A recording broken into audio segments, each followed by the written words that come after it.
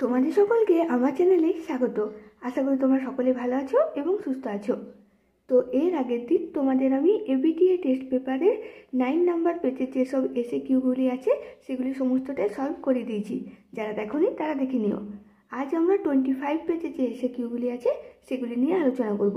এগুলি আলোচনা করার পর যদি কোথাও কোনো অসুবিধা থেকে থাকে তাহলে কিন্তু আমাকে কমেন্ট করে জানিও। তো দেখো, আজকের প্রথম প্রশ্ন, ওটা পাশবিক স্বার্থপরতা কে কাকে বলেছেন?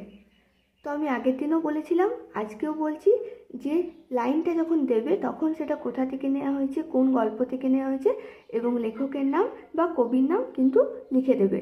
অনেকেই লিখবে না, কিন্তু আমি এই জন্য বলছি কারণ যখন খাতাটা দেখবে স্যার বা ম্যাডাম, তিনি কিন্তু খুশি হবেন, তিনি জানবেন যে তুমি গল্প কবিতা এগুলো পড়েছো।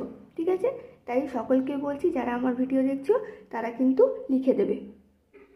দেখো উত্তরে কি লিখবে, যে মানিক বন্দ্যোপাধ্যায়ের কে বাঁচায় কে বাঁচে গল্পে আলোচ্য উদ্ধৃতাংশটি মৃত্যুঞ্জয় তার বন্ধু নিখিলকে বলেছে। এরপর দেখো, তান্ত্রিকের নতুন বিধান হলো, তান্ত্রিকের নতুন বিধান কি? এটা উত্তরে লিখবে যে মহাশ্বেতা দেবীর ভাত গল্পে তান্ত্রিকের নতুন বিধানটি হলো হোমের আগেই সব কিছু রান্না করে রাখতে হবে, কিন্তু খেতে হবে হোমের পরে। পরের প্রশ্ন অথবা দিয়ে আছে, ঠিক আছে। হঠাৎ বিকেলে এক অদ্ভুত দৃশ্য দেখা গেল, দৃশ্যটি কি? উত্তরে লিখবে যে সৈয়দ মুস্তফা সিরাজের ভারতবর্ষ গল্পে দৃশ্যটি হল নদীর চড়ায় ফেলে দেওয়া বুড়ির মৃতদেহটিকে মুসলমান পাড়ার লোকেরা চ্যাংদোলা করে আনছে। পরের প্রশ্ন অর্জুনের বনে ঘুরে ঘুরে কেন ঘুরছিল? দেখো, বাইরে যদি কোনো আওয়াজ এ সময় এসে থাকে সেজন্য একটু কোঅপারেট করে নিও, ঠিক আছে। দেখো, জীবনানন্দ দাশের শিকার কবিতায় নক্ষত্রহীন আঁধার রাতে সুন্দর বাদামি হরিণটি চিতাবাঘিনীর হাত থেকে নিজেকে বাঁচানোর জন্য অর্জুনের বনে ঘুরছিল। পরের প্রশ্ন শহরের অসুখ, শহরের অসুখ কি? উত্তরে কি লিখবে যে শক্তি চট্টোপাধ্যায়ের আমি দেখি কবিতায় কবির চোখে তার শহর রোগাক্রান্ত, রাজনৈতিক অর্থনৈতিক সামাজিক অবক্ষয়ে তার শহর বিষণ্ণ, সেখানে সবুজের টানাটানি প্রাণবায়ুর অভাবকে শহরের অসুখ বলেছেন কবি। দেখো, যখনই কোনো লেখক বা কবির নাম দেবে তখন তার বলে তাদের চন্দ্র কিন্তু লিখবে, ঠিক আছে। এরপরে দেখো, পরের প্রশ্ন অথবা দিয়ে আছে। অথবা দিয়ে কঠিনেরে ভালোবাসিলাম, কঠিনকে ভালোবাসার কারণ কি? উত্তরে কি লিখবে রবীন্দ্রনাথ ঠাকুরের রূপনারায়ণের কুলে কবিতায় কবি কঠিনকে ভালোবাসলেন কারণ কঠিনই হলো সত্যের স্বরূপ এবং সে কখনো কাউকে বঞ্চনা করে না। দেখবে তোমাদের গল্প কবিতা থেকে সমস্ত ইম্পর্টেন্স বড় কোশ্চেনের নোটস, ভাষা থেকে নোটস, শিল্প সাহিত্য সংস্কৃতি সমস্ত নোটস কিন্তু লেখানো আছে। তোমরা চ্যানেলে গিয়ে যদি কারো দেখার প্রয়োজন হয়ে থাকে তারা দেখে নিও বড় প্রশ্ন। দেখো, সেই কবিতায় জাগে, কবিতায় কি কি জাগে? তো মৃদুল দাশগুপ্তের ক্রন্দনরতা জননীর পাশে কবিতায় কবি সামাজিক অত্যাচার নিপীড়নের জন্য বিধাতার কাছে বিধান চাইতে পারেন না, তাই তার লেখনীর মাধ্যমে বিবেক জাগ্রত হয়। পরের প্রশ্ন ধোঁয়ার বঙ্কিম নিঃশ্বাস কবির কাছে কিভাবে আসে? উত্তরে কি লিখবে সমর সেনের মহুয়ার দেশ কবিতায় ধোঁয়ার বঙ্কিম নিঃশ্বাস ঘুরে ফিরে কবির কাছে আসে। এই যে পুলিশ আসছে, পুলিশ আসছে কেন? দেখবে এই 25 নম্বর পেজ থেকে বিশ্ব উষ্ণায়ন যেটা আছে সেই তোমাদের প্রবন্ধ রচনাটা কিন্তু লেখানো আছে, ঠিক আছে। যদি কারো প্রয়োজন হয় তারা দেখে নিও।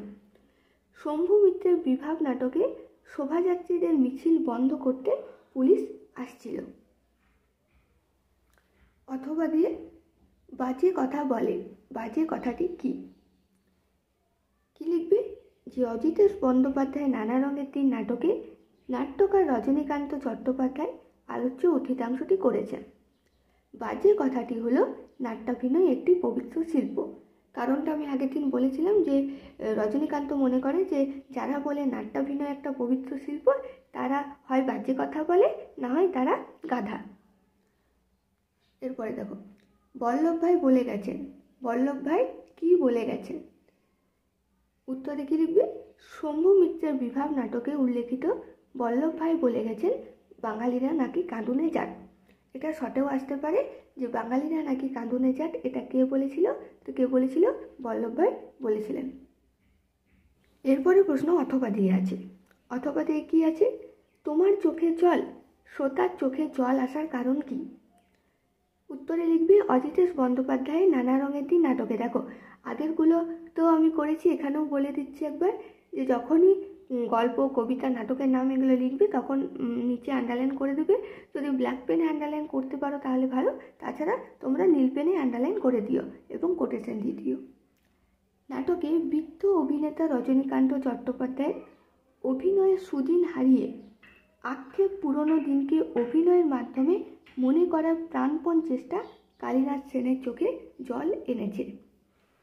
এরপর দেখো, বিরাট আর্মাডা যখন ডুবল, আর্মাডা কি? তো ব্রেখট এর পড়তে জানে এমন এক মজুরের প্রশ্ন কবিতায় উল্লেখিত বিরাট আর্মাডা হলো স্পেনের রাজা ফিলিপের রণতরীর বহর। পরের প্রশ্ন অথবা দিয়ে আছে, চোখের জলটা তাদের জন্য, বক্তা কাদের জন্য চোখের জল উৎসর্গ করেছেন? উত্তরে একইভাবে লিখবে যে কর্তার সিং দুক্কালের লেখা অলৌকিক গল্পে নিজেদের জীবন তুচ্ছ করে চলন্ত ট্রেন থামিয়ে যারা বন্দি ভারতীয়দের রুটি জল পৌঁছে দিয়েছিল তাদের জন্য চোখের জলকে উৎসর্গ করেছেন, বক্তা উৎসর্গ করেছেন। দেখো এই যে ভাষা থেকে যখন আমি কোয়েশ্চেন আনসারগুলি করাচ্ছি, যারা পুরনো তারা তো জানোই যে সমস্ত এমসিকিউ এসিকিউ যখন আমি করিয়েছিলাম তখন কিন্তু এই সব কোয়েশ্চেনগুলো আগে থেকেই আমি লিখে কমপ্লিট করে দিয়েছি। যারা নতুন তাদের জন্য বলছি, পুরনোগুলো আশা করছি সমস্তটাই রেডি হয়ে আছে, ঠিক আছে? এছাড়াও যারা এই মুহূর্তে চাইছো তারা নোটস পারচেসও করে নিতে পারো ভাষা থেকে। সমস্ত ইম্পর্ট্যান্ট এমসিকিউ এসিকিউ 5 মার্কসের নোটস কিন্তু লেখানো কমপ্লিট হয়ে আছে, ঠিক আছে? এছাড়াও তোমরা চ্যানেলে গিয়েও দেখে নিতে পারো, যার যেটা সুবিধা সে সেটা করবে। দেখো ন্যূনতম শব্দজোড় কাকে বলে? এখানে ন্যূনতম এখানে হবে, ঠিক আছে? জফলাটা দুটি ভিন্ন শব্দের মধ্যে উচ্চারণগত যে ন্যূনতম বা সামান্যতম পার্থক্য থাকে তাকে ন্যূনতম শব্দজোড় বলে। যেমন তালা থালা, দেখো শুধু একটু ডিফারেন্স আছে, এখানে তয়াকার আছে, এখানে থয়াকার আছে, বাকি একই। আম জাম, এগুলো কিন্তু শর্টের জন্য আমি ভালোভাবে আগে বুঝিয়েছি যে তোমাদের উদাহরণ হিসেবেও দিতে পারে যে তালা থালা আম জাম এগুলি কিসের উদাহরণ, তো তখন ন্যূনতম শব্দজোড়ের উদাহরণ। যারা ভাষা থেকে এমসিকিউ এসিকিউ দেখোনি তাদেরকে বলবো একবার কিন্তু দেখে নিও। পরে দেখো সঞ্জননী ব্যাকরণ কাকে বলে? সমস্ত বাক্য কিভাবে সজ্জাত থাকে তার খবর যে ব্যাকরণ দেয় তাকে সঞ্জননী ব্যাকরণ বলে। পরের প্রশ্ন, মূল্যবান শব্দ কাকে বলে? উচ্চারণের সুবিধার জন্য প্রত্যেকটি শব্দের শুধুমাত্র প্রথম ধ্বনির সহযোগে বা সমাবেশে যখন একটি নতুন শব্দ তৈরি হয় তখন তাকে মূল্যবান শব্দ বা অ্যাক্রোনিমটা মনে রাখবে। এটা লেখা ছিল না, তবু আমি লিখে দিচ্ছি, যদি প্রশ্ন ঘুরিয়ে দিল তাহলে অ্যাক্রোনিম হয়েও দিতে পারে।